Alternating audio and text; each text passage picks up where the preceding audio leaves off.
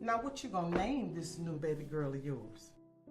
Her name is Elizabeth, and she's my 10th born. It was no shock to Susan Coleman when her 10th born child quickly developed into the brightest kid in school.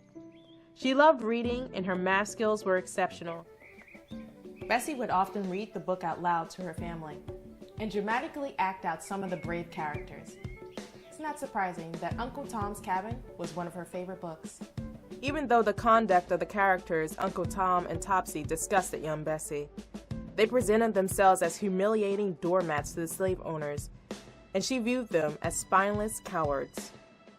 And after several restless years, Bessie finally made the decision to head up north so she could amount to something. No flying school in America would admit her. They would tell her that she was a woman, which she already knew, and they would tell her she was colored, which she also already knew. She was considered one of the best in the world by the best in the world. When Bessie Coleman walked on the stage to receive the award, the entire audience, 500 whites in the reserved seats and 400 African Americans in the balcony, rose and gave a standing ovation to the first Negro pilot in the world. Her message to the schools she visited was always the same: if I can do it, you can do it. Bessie abruptly let it be known that if her people were not allowed to enter through the main gate, there would be no Bessie Coleman through any gate.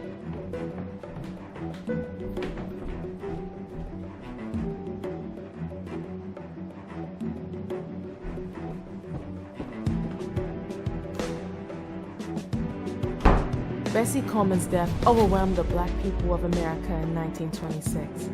She said what she wanted, to whom she wanted, and let the chips fall where they may. And in doing so, unknowingly became the spokesperson for millions of silent voices. With her untimely death, they had lost more than a rising star. They had lost a family member. Her tragedy was their tragedy. Over 40% of the famed Tuskegee Airmen learned to fly at the first black flying school in America, where Bessie Coleman was instrumental in opening.